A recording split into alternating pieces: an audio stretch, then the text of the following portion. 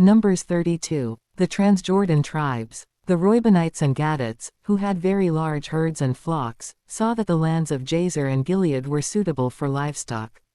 So they came to Moses and Eleazar the priest and to the leaders of the community, and said, Ataroth, Dibon, Jazer, Nimrah, Heshbon, Elilah, Sabam, Nebo and Beon, the land the Lord subdued before the people of Israel, are suitable for livestock, and your servants have livestock. If we have found favor in your eyes, they said, let this land be given to your servants as our possession. Do not make us cross the Jordan. Moses said to the Gadites and Reubenites, should your fellow Israelites go to war while you sit here? Why do you discourage the Israelites from crossing over into the land the Lord has given them? This is what your fathers did when I sent them from Kadesh Barnea to look over the land. After they went up to the valley of Eshcol and viewed the land, they discouraged the Israelites from entering the land the Lord had given them. The Lord's anger was aroused that day and he swore this oath, because they have not followed me wholeheartedly, not one of those who were 20 years old or more when they came up out of Egypt will see the land I promised on oath to Abraham, Isaac and Jacob, not one except Caleb son of Jephunneh the Kenizzite and Joshua son of Nun, for they followed the Lord wholeheartedly.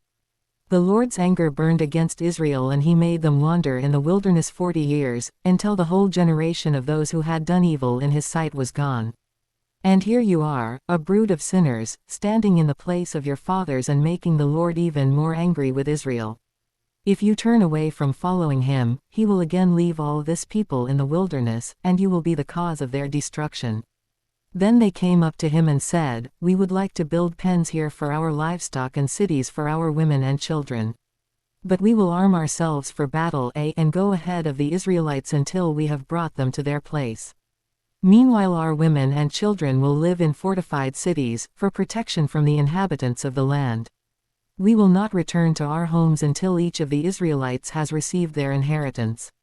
We will not receive any inheritance with them on the other side of the Jordan, because our inheritance has come to us on the east side of the Jordan. Then Moses said to them, if you will do this, if you will arm yourselves before the Lord for battle and if all of you who are armed cross over the Jordan before the Lord until he has driven his enemies out before him, then when the land is subdued before the Lord, you may return and be free from your obligation to the Lord and to Israel. And this land will be your possession before the Lord. But if you fail to do this, you will be sinning against the Lord, and you may be sure that your sin will find you out. Build cities for your women and children, and pens for your flocks, but do what you have promised. The Gadites and Reubenites said to Moses, we your servants will do as our Lord commands. Our children and wives, our flocks and herds will remain here in the cities of Gilead.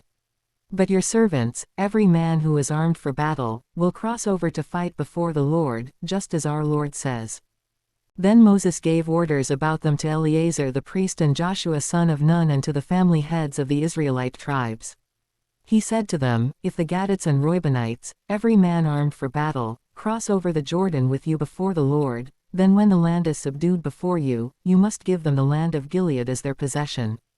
But if they do not cross over with you armed, they must accept their possession with you in Canaan. The Gadites and Reubenites answered, your servants will do what the Lord has said. We will cross over before the Lord into Canaan armed, but the property we inherit will be on this side of the Jordan.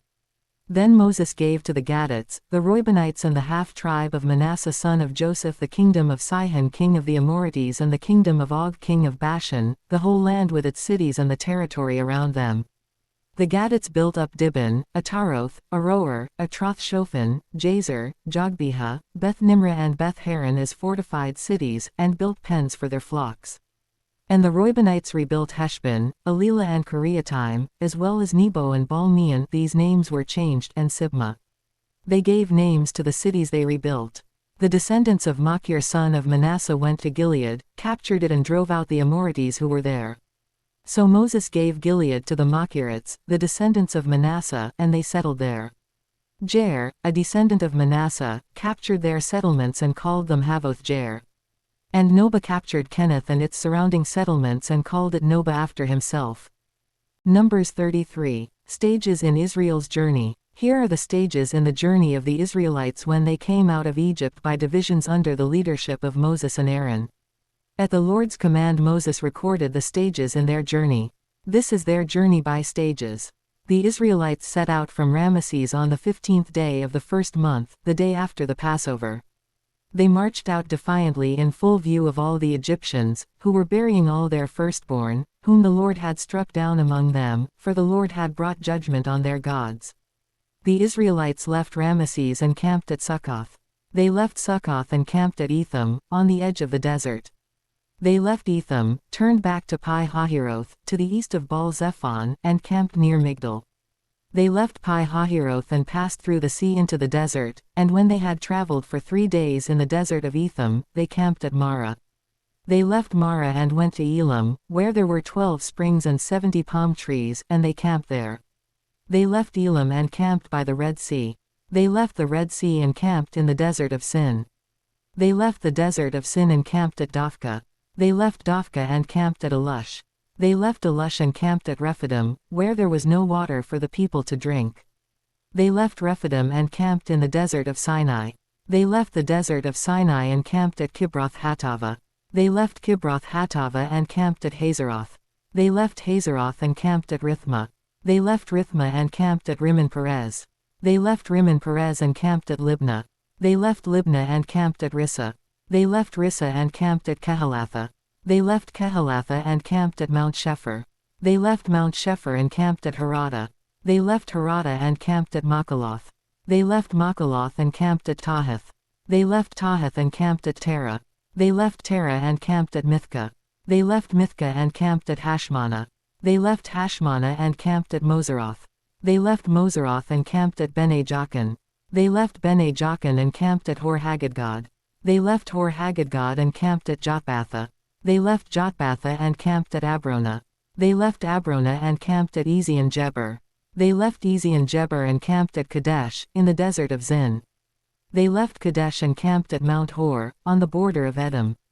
At the Lord's command Aaron the priest went up Mount Hor, where he died on the 1st day of the 5th month of the 40th year after the Israelites came out of Egypt. Aaron was 123 years old when he died on Mount Hor. The Canaanite king of Arad, who lived in the Negev of Canaan, heard that the Israelites were coming.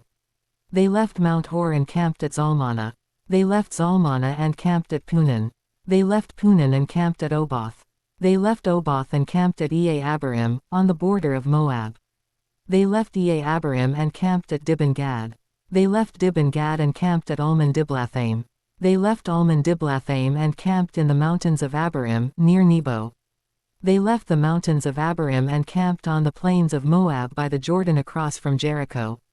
There on the plains of Moab they camped along the Jordan from Beth-Jeshimoth to Abel-Shittim. On the plains of Moab by the Jordan across from Jericho the Lord said to Moses, "Speak to the Israelites and say to them, when you cross the Jordan into Canaan, drive out all the inhabitants of the land before you.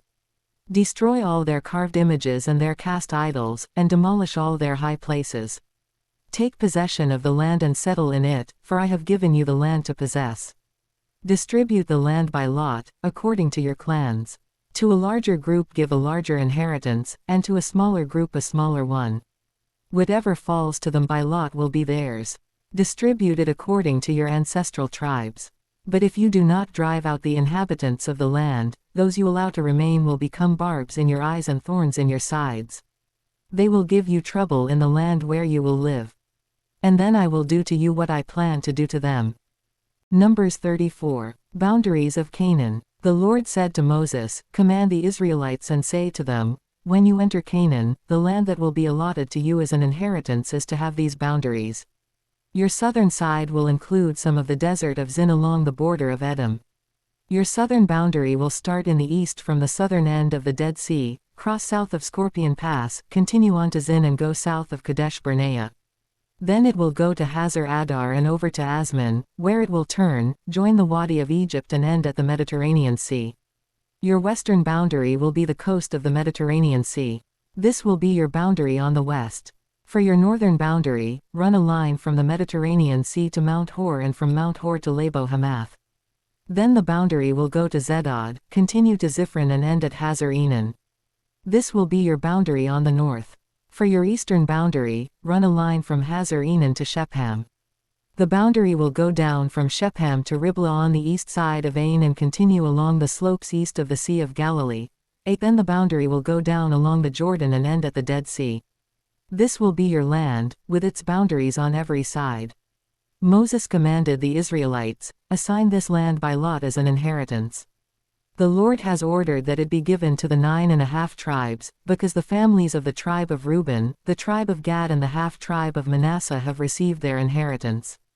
These 2.5 tribes have received their inheritance east of the Jordan across from Jericho, toward the sunrise.